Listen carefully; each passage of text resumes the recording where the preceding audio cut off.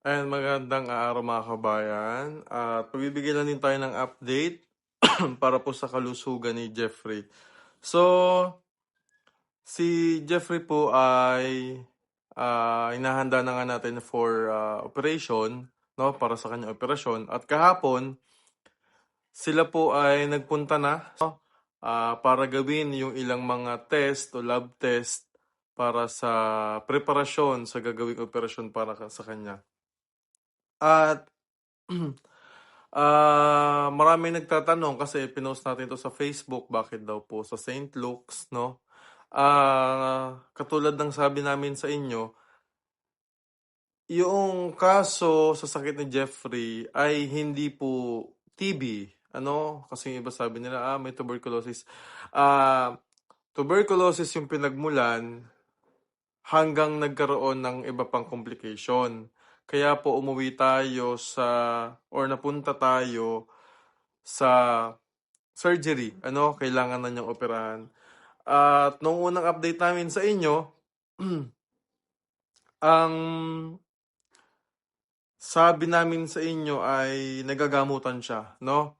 At hinihiling natin sana noon, nagpe-pray tayo na mag-react yung gamot sa katawan niya nang sa ganon. Kasi ang paliwanag ng doktor ay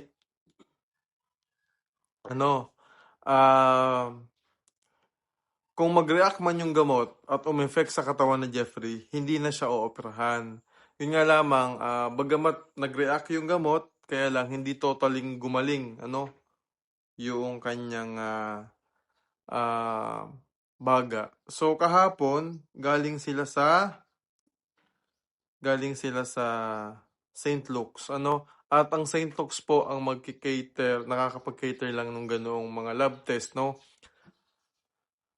Kumbaga, yun lang yung may kakayahan na pagsagawa ng mga kinakailangan laboratory test.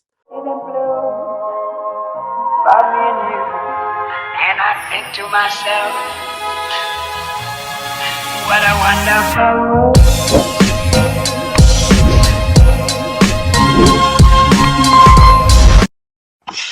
Ayan, so kausap natin ngayon si Jeff. Ito po si Jeff, mga kababayan. Ayan. Kamusta yung nangyaring kahapon galing kayo sa St. Luke's, no? Opo. So kamusta naman ang lab test? Okay naman po. Okay naman? Hindi talaga mawala yung tusok eh. Hindi talaga mawala yung tusok. Ibig sabihin yung injection. Opo. Okay lang. At least, diba, nagawa. Natapos na yung lab test mo. Kamusta naman? Ano ang ginawa sa'yo doon? Opo, may pinapaano sa akin dito sa bunganga. Tapos hinga ka ng malalim. Tapos hinga ka din ng mataas ganun. Ang exhale po. Ganun. Maganda naman po. Maganda naman. Kamusta yung pakiramdam mo ngayon? Okay naman po. Okay naman. Opo. So, kinausap naman natin to si Jeffrey. Ipinaliwanag natin sa kanya na ganito po yung magiging proseso ng operasyon sa kanya. No, tinanong din naman natin si Jeffrey, payag kang operahan, di ba? Baka masakit yan eh. Baka masakit daw. Pero payag ka. Ha? Anong desisyon ng doktor? Yun. Yun. Kasi mga kabayan, kung ano talaga yun ang sabi namin sa kanya. Kung ano ang desisyon ng doktor at kung ano makakabuti sa'yo, yun ang gagawin. Pero kaya mo naman, di ba? Malakas ang loob. Sabi po ng kaya pulmonary function ako. Kung tinitingnan yung baga ko daw kung Operahan. Kung kaya bang operahan. Kasi may sinabi ng doktor nang doon sa West State nga. Parang dumamo na sa procedure. Titingnan ko na kung kasi parang may gamot din yun. Yung yung pang-pulmo na gamot, mga antibiotic, yung dumiretso daw sa infection. Kaya sabi ng doktor, kaya titingnan natin kung anong result ng yung ginagawa namin kahapon. Oh. So, yun nga yung po yung sasabi ko sa inyo mga kabayan na preparasyon para sa operation ni Jeffrey, ano. So, ulitin ko yung tanong, okay naman sa'yo, di ba? Kasi baka sabihin nila, pinipilit ka naming operahan. Okay naman po, basta hindi lang masakit. Basta hindi na masakit na. Hindi, kaya niya. Kaya sabi namin, kung ano yung advice ng doktor, yun yung susundin. Kung ano yung makakabuti, yun ang susundin. Kaya mo yun. Di ba? Opo. Kaya niya yun, mga kababayan. At malakas naman ang loob nito. Kasi, tinanong naman namin yung doktor kung may other option. Ngayon, sabi ng doktor, magbe-base doon sa lab test mo, di ba? Kaya lang, ang pinaka number 1 ngayon talaga ay kailangan maoperahan siya. Yun yung pinaka, kumbaga, sa ngayon, yung muna yung talagang kailangan gawin, no? Yung operahan siya. At least, di ba, okay naman. At kita nyo naman mga kababayan, no? Hindi naman natin ipinagyayabang dahil kailanman ay hindi natin ipagyayabang na tayo ay nagpapagamot. Dahil ibig sabihin noon, ay parang alam mo yun, may karamdaman ka talaga. Kumbaga, sinasabi ko lamang sa inyo na yung hospital, katulad na lang ng St. Luke's, ay hindi rin biro. So, yun ay pagpapatunay na hindi naman pinapabayaan si Jeffrey, no? Magandang hospital, no? Alam niyo naman ng St. Luke's. At ayan, sobrang laki. Opo, parang sabi ko, kasing laki ng mall eh. Kasi laki ng kasi laki ng mall. Hindi ka rin doon tumambay kasi malamig din eh. Kamukha mo na si Bruno Mars, ah. Bagay pala sa yung ganyan oh. Kulot kasi to si Jeffrey. Kulot pag mahaba, pero kapag hindi mahaba, hindi kulot. Pagka hindi mahaba, hindi kulot. Opo. Sabi po ni Papa uy, pagpapagupit ka na. Sabi ko po, ayaw ko man magpagupit, baka pati Lola makagusto na sa akin eh. Bastos ka. Masigla na siya, oh. Ayan, oh. Opo. Mahaba na po yung buko po. Anong sabi mo muna sa mga kababayan natin, na pinagpipray ka at kinakamusta ka? Opo, maraming salamat po sa inyo, mga kababayan natin. And then, maraming parang bumalik na rin yung kasiglahan ko dati. Ngayon, hindi tulad nung nakaraan na sobrang malungkot. Sobrang malungkot ako kasi naisip ko talaga na ako lang talaga yung pag-asa ng parents ko doon sa Davao. Kasi nagkaganon din pa ako eh. Kaya yun yung naisip ko. But dapat positive talaga yung inisip natin. Maraming salamat po sa inyo. Maraming salamat po. Thank you po sa pagdasal sa akin, sa pag-pray. Maraming salamat po sa niyo sa akin, sa pag-alala. Kasi binabasa ko po yung mga comment po ninyo na may iba na hinanap na daw ako tapos kumusta ako, mga ganun po. So okay lang naman po ako dito sa bahay. Yan. Oh. At least, diba, nakita natin mga kabayan na maayos na si Jeffrey. Ano?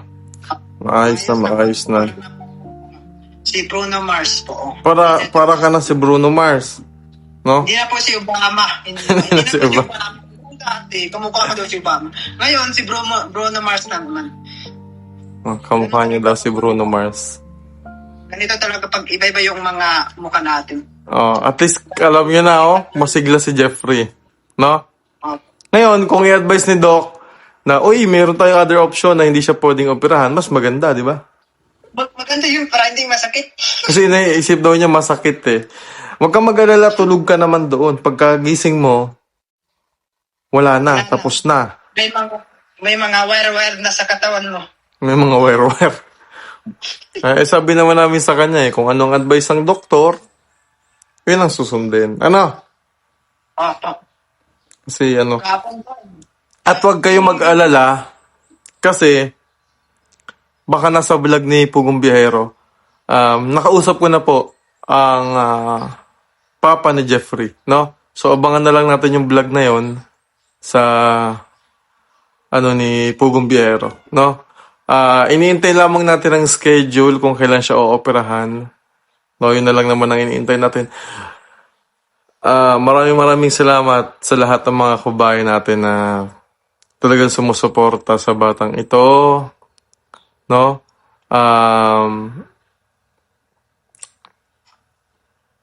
Lalo na kay Pugong Biyahero. Ito palagi kong sinasabi, no? Ito kasi before hindi namin sinasabi, no?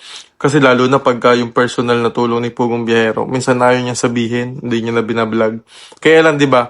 Nung nagkaroon ng mga issue, nagkaroon ng mga pambibintang, so mas minabuti namin na ilagi na lang kanyong i-update, ano? Kahit na si Pugong Biyahero mismo yung lahat ng umaako ng mga gastusin ay sinasabi na namin sa inyo kasi ayaw namin na magkaroon na naman ng ibang kwento na ganito ganyan, na ninanakaw daw yung pera ng sponsor, so ayaw namin ng ganon. So ngayon sabihin ko po sa inyo na ang lahat ng expenses ngayon ni Jeffrey ay galing po mismo kay Pugong Biyahero at alam po yun ni Jeffrey. Alam ni Jeffrey yun. Pinaliwanag naman namin kay Jeffrey yan, okay lang. Kahit naman si Kuya, wag mo isipin yung gastos. Sabi ni Kuya, kailangan magpagaling ka. Kasi tinan nyo mo, pakaligsi na niya, no? Saka matalino. Tinan nyo, ni Bruno Mars, Naging, natawa po ako sa sarili ko kasi nung nagpatimbang ako dun sa Wisdom, 21 yung kilo ko. Kahapon, naging 49 na kaya Saan? Sa St. Luke's? Ko pa kumain Saan ka naging 49? Sa St. Luke's? Opo. Kahapon, na-miss niya. Anong pagkain mo kahapon? McDo. Jollibee. Jollibee daw. Dami daw niya nakain Jollibee. O yan. Opo, kasi sabi ko po, pag parang may Jollibee nakita ko doon. Sabi ko, Dinaan ka. Kuya, plan pa tayo ng Jollibee, nabitin pa ako Dapat dalawang manok sana. Gusto ko dalawang manok. Sabi niya, bibili kami nag-Jollibee kami. Sarap ng Jollibee doon. Di ba? Tapos, bago mag-shopping naman tayo. Mag-choking daw. Na-miss niya yan Na-miss niya yung mga ganyang pagkain. Hindi naman palagi yun. Huwag kayo magkakasabi masama sa kalusugan. Hindi naman araw-araw. Gabi-gabi. Gabi-gabi daw. Gabi-gabi. Hindi daw araw-araw, gabi-gabi. Bastos. Ayan. Kita niya, di ba? Masigla na. Masigla na. Kumpara nung dati na sobrang putlang-putla niya. Diba? Parang halos di na natin alam kung anong mangyayari sa kanya noon. Again, ina-explain namin ito. Baka sabihin ng iba, pinagyayabang na naman. Hindi po. No? Mas may narapat namin na sabihin sa inyo kung magkano yung expenses at saan siya pinapagamot para maiwasan na natin yung mga fake news, maiwasan natin yung mga gumagawa ng kwento na hindi totoo. At malaman ninyo na ito yung sitwasyon ng bata na talagang inaalagaan din po. At alam kong nakikita nyo yan. And special thanks sa mga kaibigan namin, kay Kuya Jun, lalo na kay Kuya Alan, na konti na lang, si Kuya Alan na tatay mo Second father. Second father nito si Kuya Alan po, sa totoo lang, may pamilya din, may batang anak, may trabaho si Kuya Alan, Pero talagang pinapriority na to. Pag inano niya, okay, punta kami bukas sa ganito ganyan. Kaya nagpapasalamat kami kay Kuya Alan dahil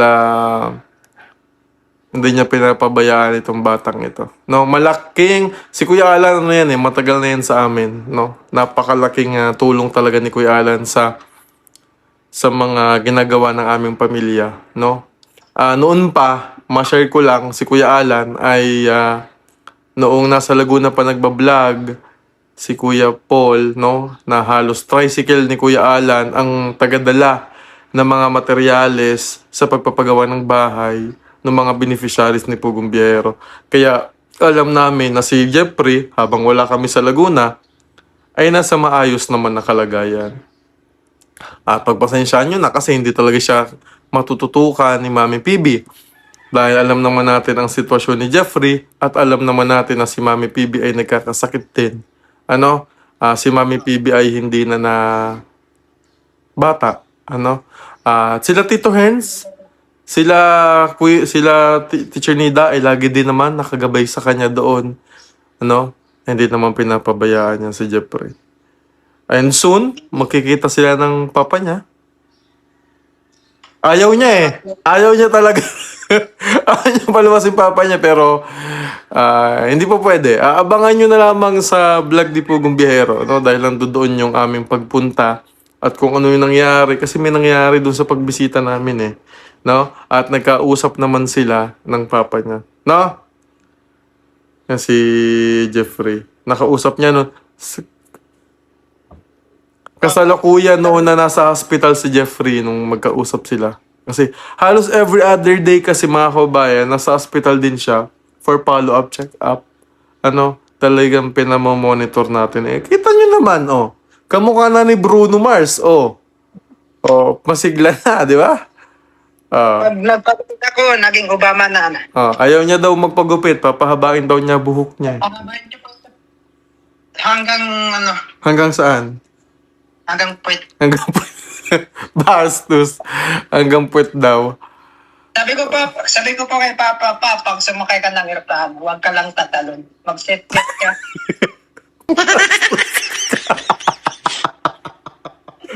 Bastos. Di ba? Balik na siya sa dati niyang sigla. Nakapagbiro na ang Jepoy. Kaya maraming salamat sa prayers niyo. Malaking bagay yung prayers, no? Opo, malaking bagay. Yan po yung importante na bagay. Masigla siya. Di ba? Opo. Ini-enjoy niya. Ini-enjoy niya yung pagpapagamot niya ngayon eh. Para yung St. Luke's daw, para daw mall. Malamig. Malamig po. Saka kapag nag-stay ka doon, gumaganda ka talaga kasi sobrang lamig. Kumaganda ka daw, sobrang lamig. Kasi parang paglabas mo, parang hindi ka nasanay. Mainit sa labas. No? Mainit mo sa labas, tapos nakamat pa eh. Always wear your mask ha, pag nalabas ha. Opo. May stock pa kayo ng mask, face mask? Marami pa po. Marami pa. Kasi pinabilhan ko po ito. Kasi nung nakaraan, bumili kami ng 500 pieces. Nakita ni Kuya Alan yung mask nasa basurahan. Siguro pinaghalo-halo nila. Hindi na namin siyempre kinuha. Bagamat nakasealed pa yung mask, hindi na namin kinuha. Nagpabili ulit ako ng bago kay Kuya Alan. Kaya tingnan nyo ha, mamaya may tapon nyo na naman yung face mask. Sayang naman. Saka from time to time, magpapalit ng face mask. Saka yung bilin ko, garbage bag, na nakahiwalay yung tapunan ng face mask, ha? Sige. Ano na lang ang message mo kay Daddy Paul? Daddy Paul, so masaya na po ako ngayon kasi lumalakas na ako at pumupugi na rin.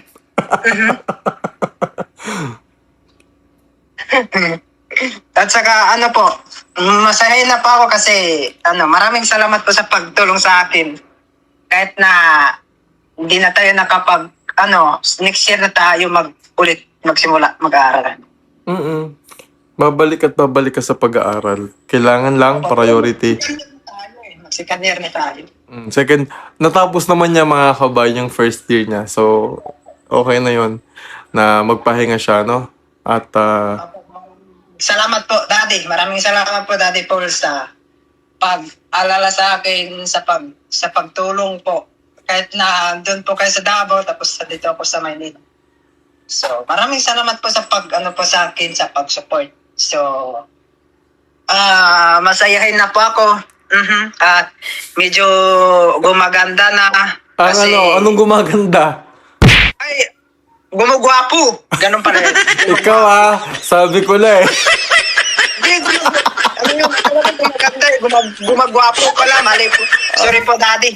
Gumagwapo. Ikaw nahuhuli ka tuloy. Mga lalaki tayo. Yun. Hindi tayo mga paliko, mga street tayo. Nahuhuli ka tuloy. Inayos ko lang yung buko eh. Inayos ko lang kasi parang hindi street eh. Hindi straight. Di ba? Balik na siya sa pagiging, mabait naman to eh. Mabait, saka masipag mag-aral. O kaya, tinututukan ni Pugong Biyahero ito.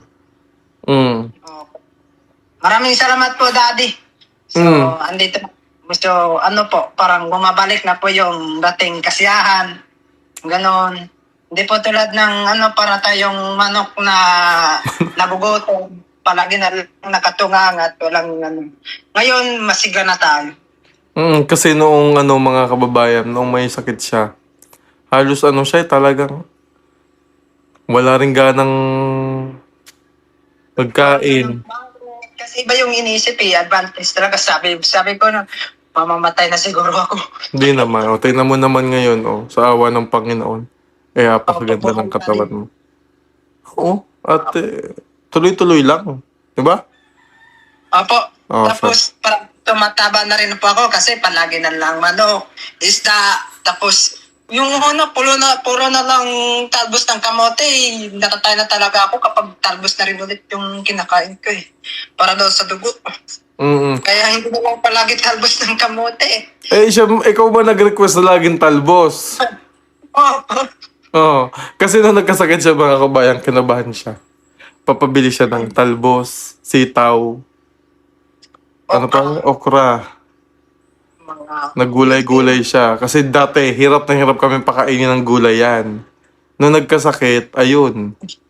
Na malunggay, ganyan. What Hindi na was po it? ako yung puro sabaw talaga yun, tapos daming kamote. Kung malunggay. At least okay ka na, di ba? Yun ang importante doon. At least mga kabayan, na bigay kami ng update, katulad ka ng sabi namin sa inyo, ay patuloy kami magbibigay ng update sa inyo kasi marami nagtatanong. At ito na yung update para sa kalagayan ni Jeffrey. And kita naman natin, malakas na, iniintay na lamang natin yung magiging resulta ng laboratories niya. No? At again, maraming salamat kay Pugong Biyahero sa lahat ng tulong mo sa mga batang ito. No? Alam kong medyo mabigat-bigat yung bagay na ito. Alam kong malaking pagsubok din ito kay Pugong Biyahero pero hindi siya tumigil. Yun lamang at palagi ka sanang malakas. God bless you more, Pugong Biyahero. And of course, thank you sa time mo, Jeff. Nakainom ka na ng gamot? Opo. Okay, very good. Okay, sige. Pahinga ka muna ulit, ha? Thank you. Thank you. Sige po. Bye. Bye, ingat po. Ayan. So, sinama ko na lamang din yung pag-usap natin sa kanya kasi every morning naman talaga at hapon ay tinatawagan natin si Jeffrey. Muli mga kabayan, maraming salamat sa inyo and palagi po kayo mag-iingat. God bless po.